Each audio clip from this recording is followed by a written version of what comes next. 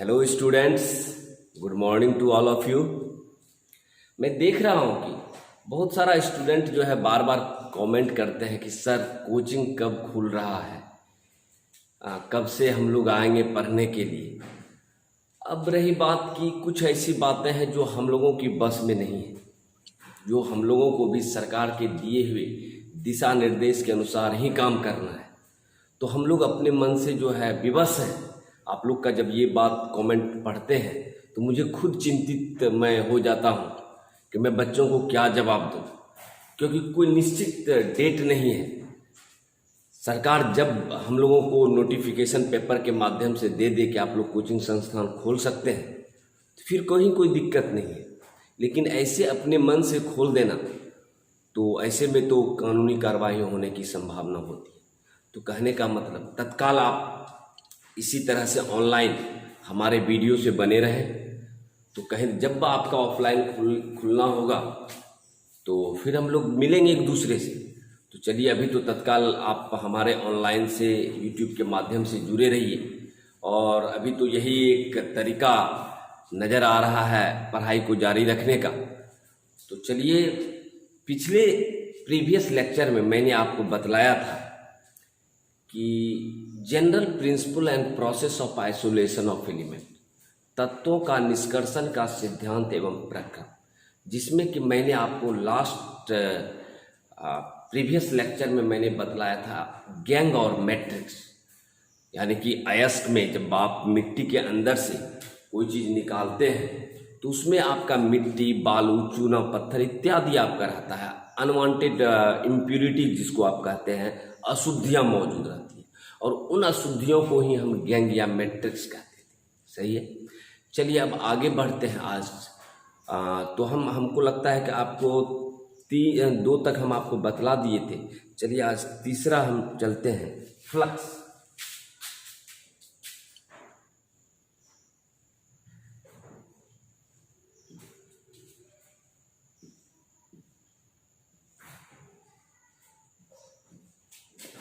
जिसको हम कहते हैं द्रावक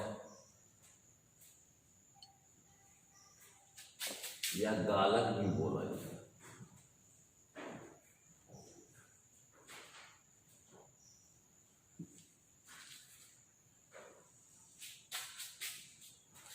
द्रावक या गालक।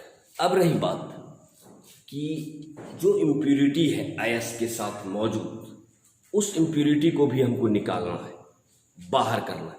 क्योंकि शुद्धिकरण यानी हमको 99% 100% मेटल जो है वो शुद्ध फॉर्म में चाहिए।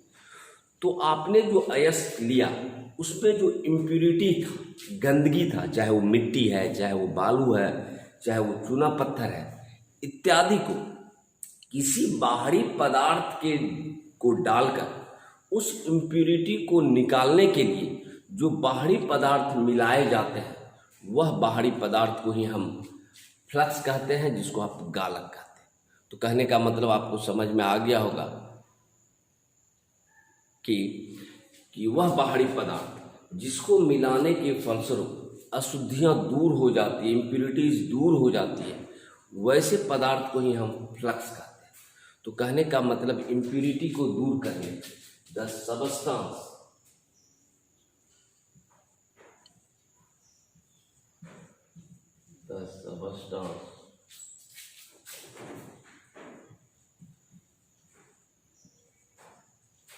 which are used to remove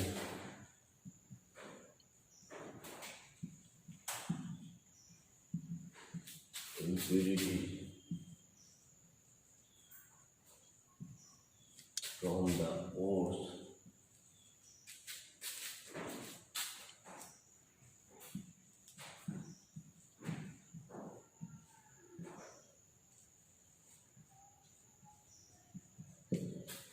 यानी किसी भी अयस्क में उपस्थित अशुद्धियों को दूर करने के लिए बाहर से मिलाए जाने वाले पदार्थ को ही हम फ्लक्स कहते हैं। तो आप लिख लीजिएगा, अयस्क में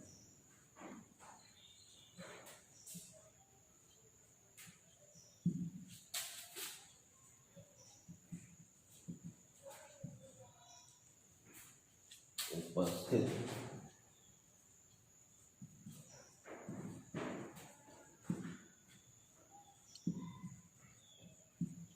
अशुद्धियों को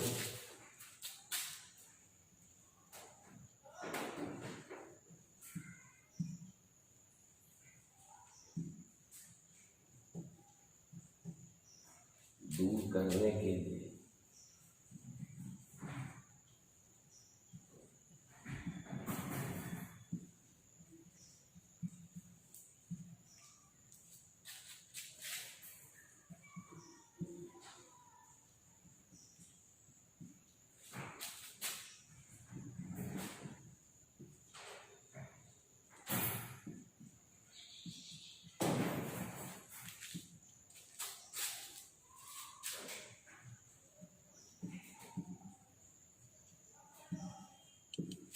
क्लियर। तो शायद अब आपको क्लियर हो गया होगा कि किसी भी अयस्क में जो अशुद्धियां हैं, जो गंदगी है, इम्प्यूरिटी है, थोड़ा गौर से देखिएगा और वीडियो को लास्ट तक देखिएगा। इधर से आप लोग थोड़ा इंटरेस्ट कम ले रहे हैं, जबकि हम आपके पीछे बहुत ज़्यादा मेहनत कर रहे हैं। तो आपके उत्साह से हमारी उत्साह जुड़ी हुई है। अगर आप ज़्यादा ये होंगे, एक्टिव होंगे, तो मैं भी ज़्यादा एक्टिव हूँ। थोड़ा सा बारीक से देखिए और वीडियो को लास्ट तक देखिए, बहुत इंपॉर्टेंट है, कम टाइम में स्कोरिंग टॉपिक है। तो कहने का मतलब है कि अयस्क में जो अशुद्धियां हैं, जो गंदगी है, उसे दूर करने के लिए जो बाहर से पदार्थ मिलाए जाते हैं, वैसे पदार्थ को ही हम फ्लक्स कहते हैं। कहीं दिक्कत नहीं, क्लियर। अब रही बात की एग्जाम्पल। सर एग्जाम्पल में जैसे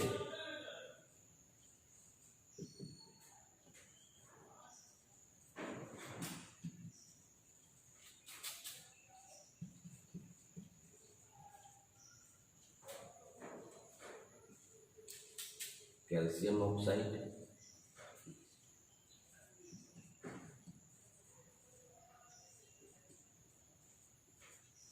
आयरन ऑक्साइड, ये आपका फ्लक्स है।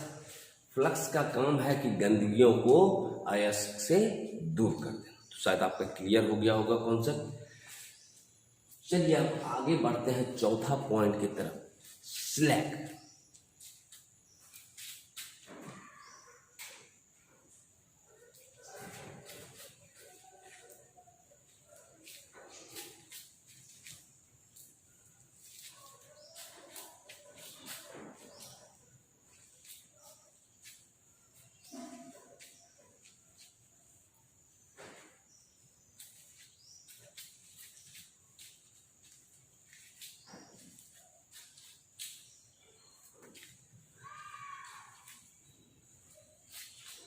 चलिए चौथा पॉइंट चलते हैं,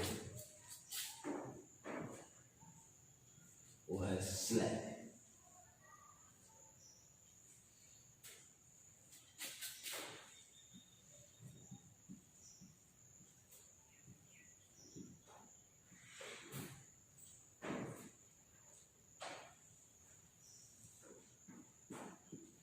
जिसको हम कहते हैं धातु मल। अब रही बात क्या कि जो गंदगी है, इम्प्यूरिटी, जिसको आप गैंग या मैट्रिक्स कहते हैं, उसमें आप बाहरी पदार्थ को मिलाएं, फ्लक्स को। तो जब गैंग और मैट्रिक्स में फ्लक्स आपस में संयोग करेगा, मिलेगा, तो एक बहुत ही हल्का द्रवणशील हल्का पदार्थ का निर्माण करेगा, जिसे हम धातुमल कहते हैं। यानी कि वो हुआ धातु की गंदगी, जो अशुद्धियां हैं वो उसके ऊपर तैरते रहे, जिसको आप बाहर निकाल लीजिए और धातु आपको शुद्ध रूप में प्राप्त हो जाता है। तो कहने का मतलब है कि जब गैंग और मैट्रिक्स फ्लक्स के साथ संयोग करता है, तो then there is the formation of slag. तो स्लैग का फॉर्मेशन होता है। कैसे, जरा ध्यान दीजिए। तो यहाँ परिभाषा लिख लीजिए, व्हेन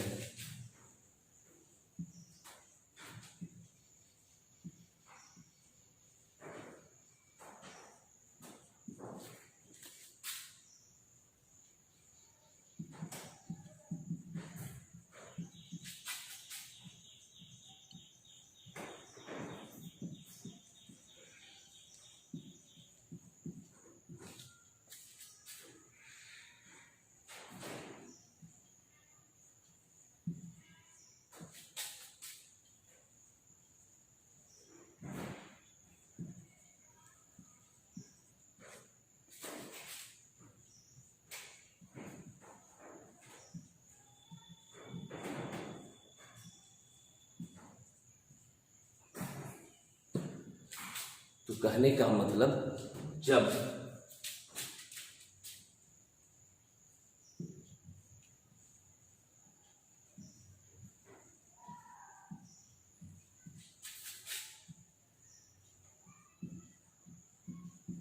मैट्रिक्स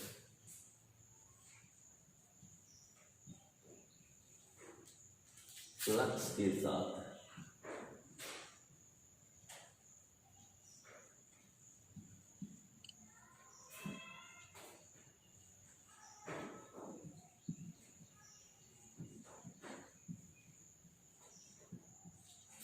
तो स्लैग का निर्माण होता है।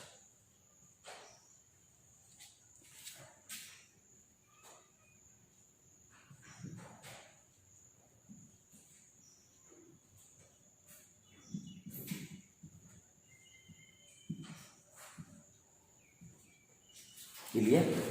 तो कहने का मतलब जब इम्प्योरिटी जो आपका ये है गैंग और मैट्रिक्स है वो आपका फ्लक्स के साथ संयोग किया और दोनों जब मिलेगा तो आपका स्लैग का निर्माण हो जाएगा। There is the formation of slag. तो कहने का मतलब इसको आप ऐसे भी आप दर्शा सकते हैं, गैंग और मैट्रिक्स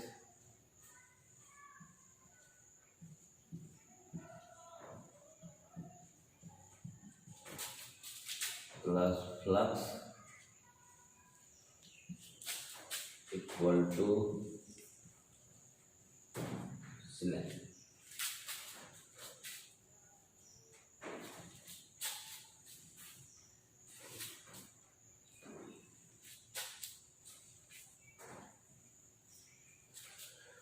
तो कहने का मतलब गैंग और फ्लक्स मिलेगा तो आपका स्लैग का निर्माण हो जाएगा। आपको एग्जाम्पल से भी मैं दिखाता हूं, जैसे SiO2 है, सिलिका है, बालू है, प्लस आपने मिला दिया CaO,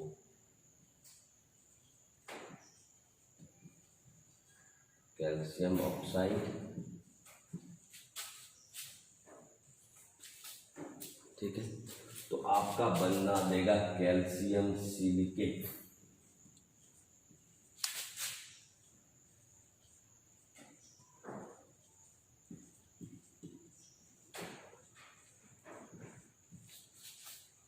ठीक है।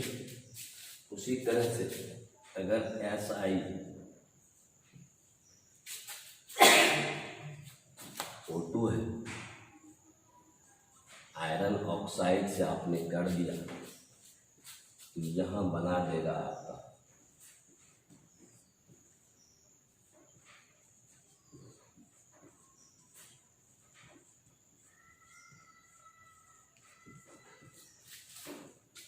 Ferrous silicate. तो कहने का मतलब ये हुआ, ये आपका सिलिका है, सिलिका, ये आपका आयरन ऑक्साइड है।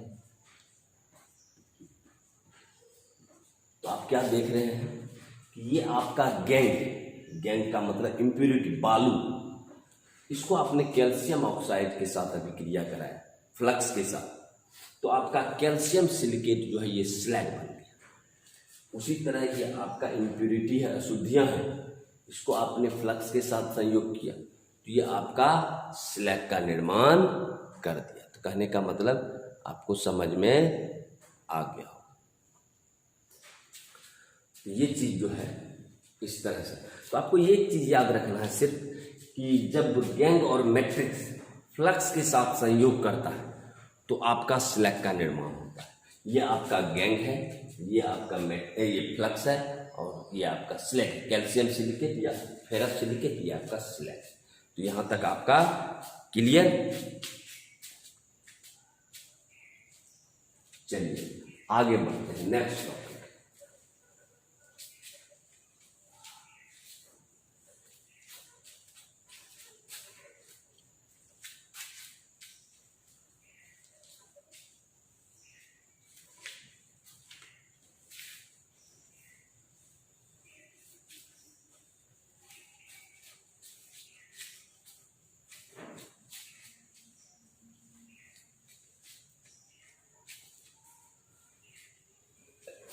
तो ये था आपका चौथा। चलते हैं पांचवा टॉपिक की तरफ, मेटलर्जी।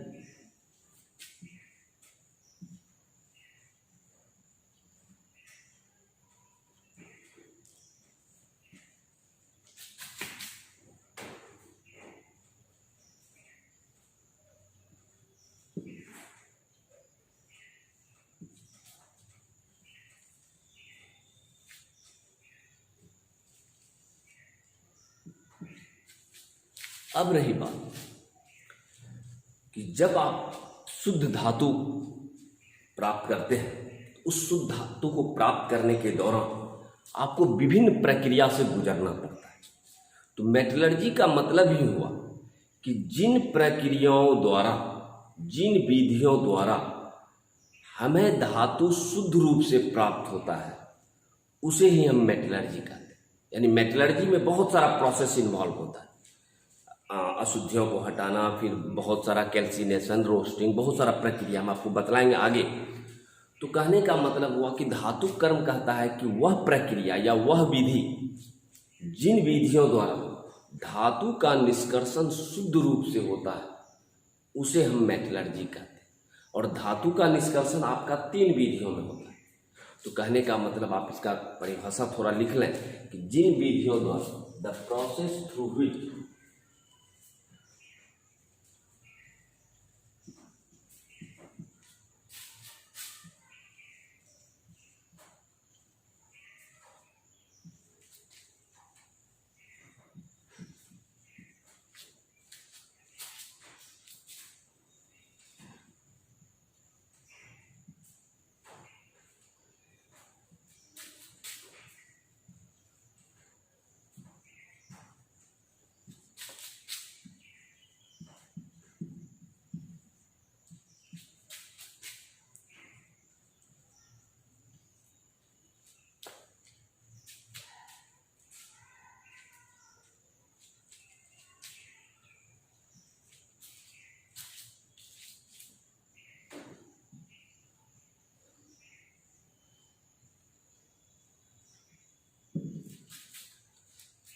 हिंदी में भी लिख लीजिए, जिन विधियों द्वारा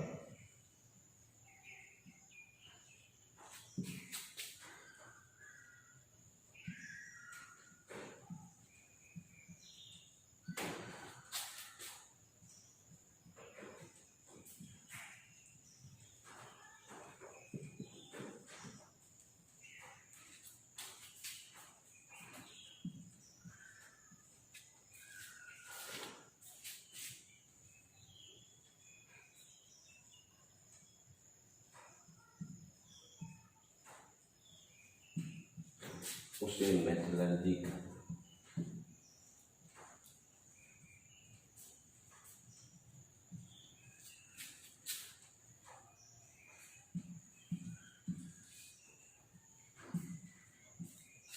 तो कहने का मतलब जिन प्रक्रियाओं द्वारा या जिन विधियों द्वारा हम धातु का निष्कर्षण शुद्ध रूप से किया जाता है, उस प्रक्रिया को ही हम धातु कर्म कहते हैं या मेटलर्जी कहते हैं। अब रही बात कि धातु का निष्कर्षण क्या में कौन कौन सी विधि काम करता है। तो कहने का मतलब धातु के निष्कर्षण मुख्यतः 3 चरण में संपन्न होता है। कौन कौन सा चरण है, तो आप यहाँ पैराग्राफ चेंज करके लिखिएगा, there are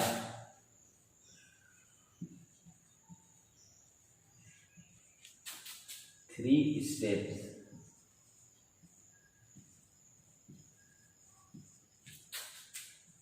for extraction of metal।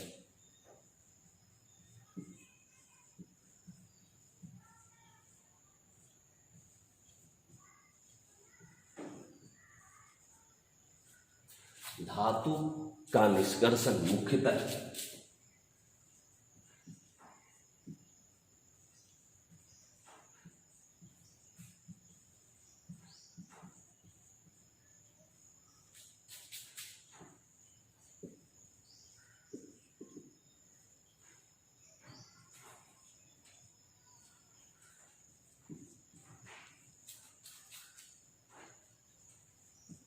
तीन चरण में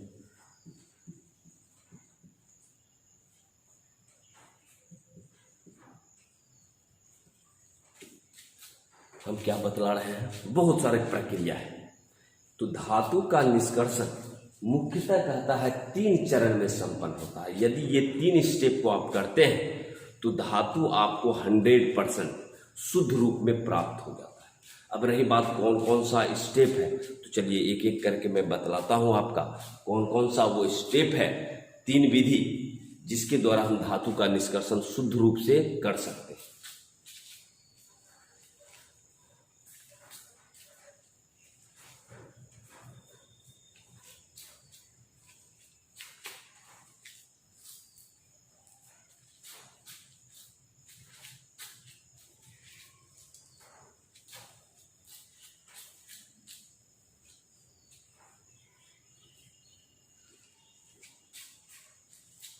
चलिए, तो कहने का मतलब धातु का निष्कर्षण अभी आपको मैंने बतलाया कि धातु का निष्कर्षण मुख्यतः 3 चरण में संपन्न होता है।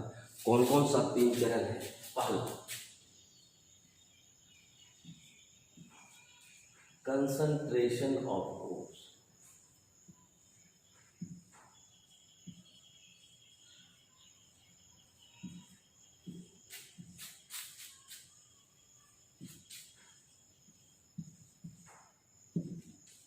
जिसको हिंदी में कहते हैं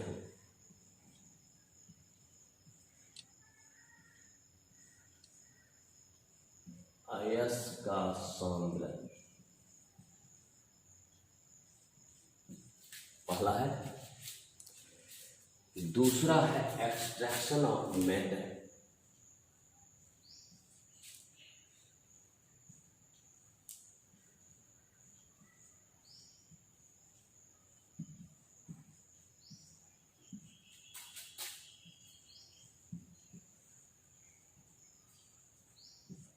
मीन्स धातु का निष्कर्षण, एक्सट्रैक्शन ऑफ मेटल का मतलब ही हुआ धातु का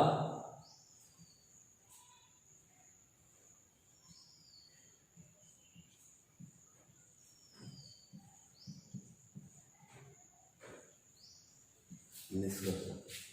तीसरा जो अंतिम है वह है प्यूरिफिकेशन ऑफ मेटल, धातु का शुद्धिकरण।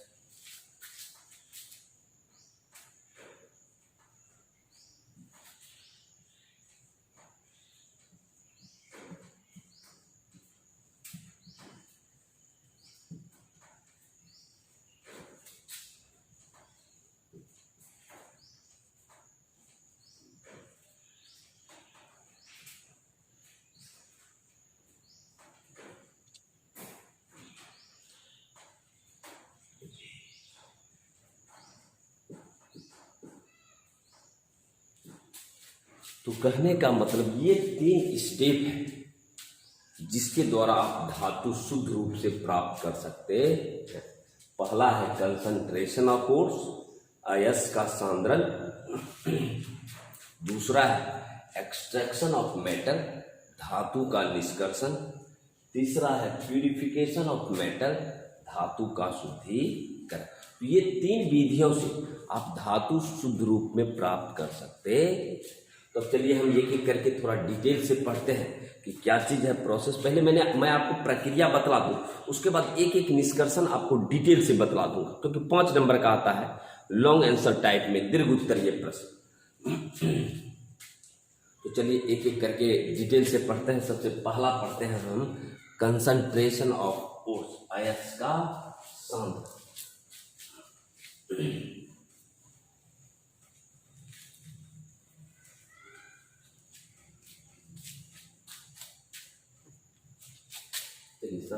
सबसे पहला हम पढ़ते हैं अयस्क का सांद्रण। अब रही बात कि आपने कहा कि पहला तो आपका ये काम होगा कि अयस्क में जो भी इम्प्यूरिटीज है, चाहे वो बालू है, मिट्टी है, चूना पत्थर है, जो भी आपका इम्प्यूरिटीज है, पहला तो मेरा काम रहेगा कि उस इम्प्यूरिटी को दूर कर दे, चाहे जिस विधि द्वारा भी हो। तो कहने का मतलब हुआ कि कंसंट्रेशन ऑफ ओर्स का मतलब हुआ कि जिस प्रक्रिया द्वारा वह प्रोसेस जिसके द्वारा अयस्क में मौजूद अशुद्धियों को दूर किया जाता है उसे हम कंसंट्रेशन ऑफ ओर्स कहते हैं।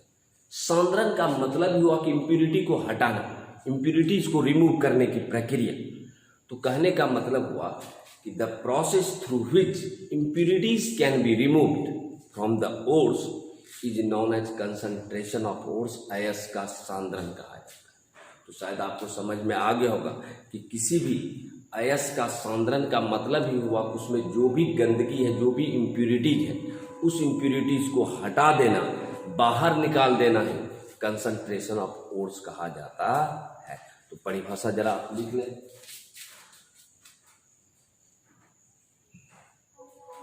द प्रोसेस ऑफ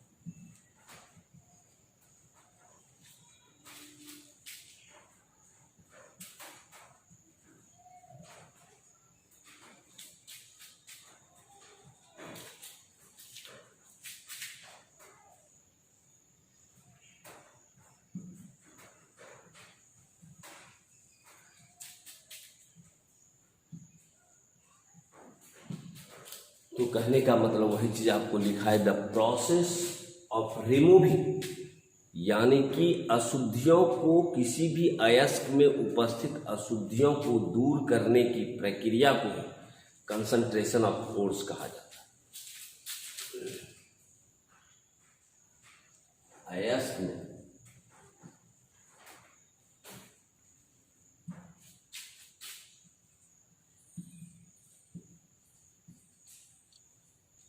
उपस्थित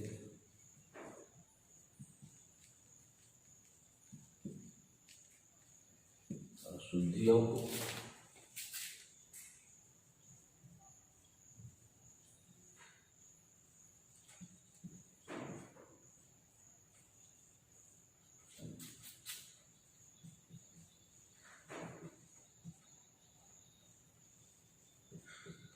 दूर करने की प्रक्रिया को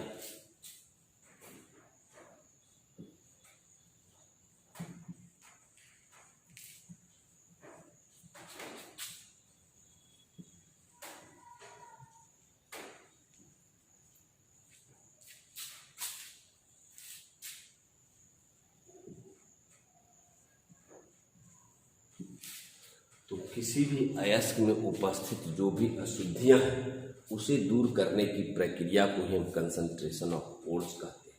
अब रही बात कि आप ये पूछिएगा कि सर किसी भी अशुद्धियों को दूर करने का कौन कौन सा प्रोसेस हम लाते हैं सर यूज में। तो इस जो भी अशुद्धियां हैं उसको दूर करने को हम निम्नलिखित विधियों द्वारा, यानी अशुद्धियों, अयस्क में उपस्थित अशुद्धियों को दूर करने के लिए हम लोग निम्नलिखित विधियों का उपयोग करते हैं। यहाँ आप लिखिएगा, there are following method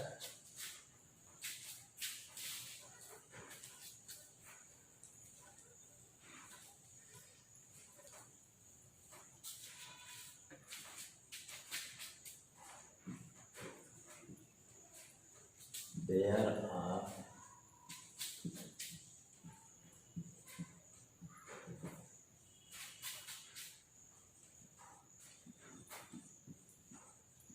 methods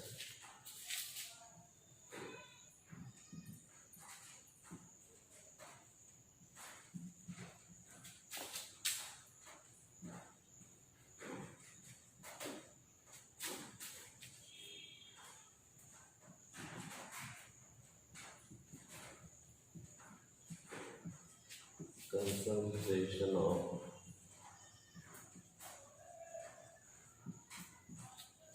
कह रहा है कि निम्नलिखित विधियां जिनके द्वारा हम अयस्क का सांद्रण करते हैं।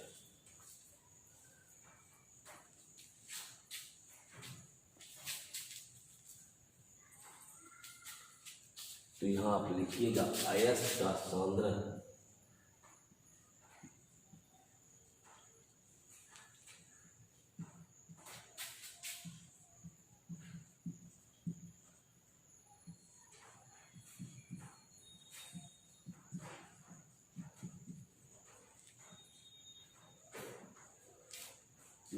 निम्नलिखित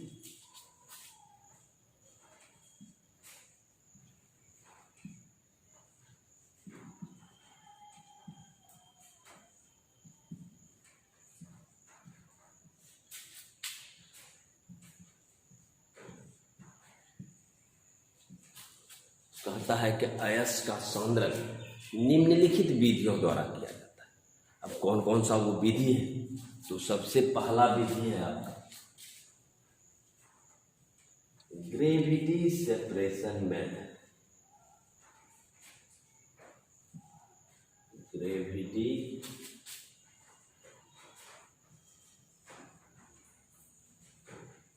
सेपरेशन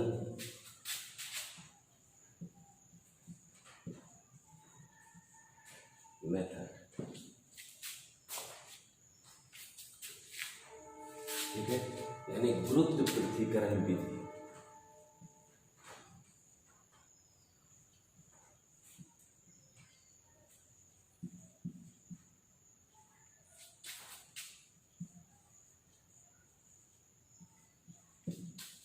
ठीक है, तो अयस्क का सांद्रण अयस्क में उपस्थित अशुद्धियों को दूर करने का पहला विधि आपका ग्रेविटी सेपरेशन मेथड, जिसको आप कहते हैं गुरुत्व पृथक्करण विधि। दूसरा है फैन उत्प्लावन विधि। आप 9th-10th में भी पढ़े होंगे फैन उत्प्लावन विधि, फ्रॉथ फ्लोटेशन प्रोसेस।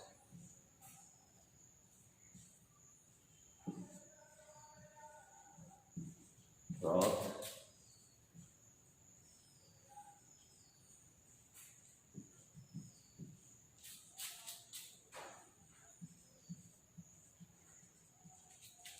जिसको हम कहते हैं फैन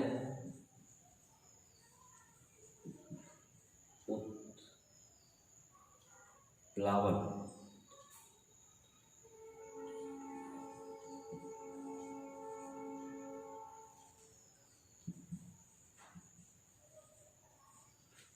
फैन उत्प्लावन विधि।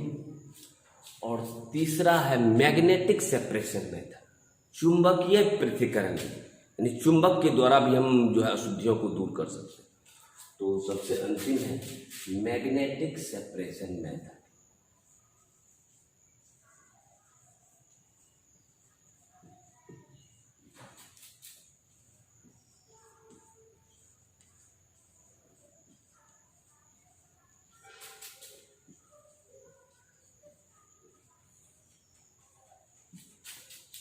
चुंबकीय पृथक्करण विधि।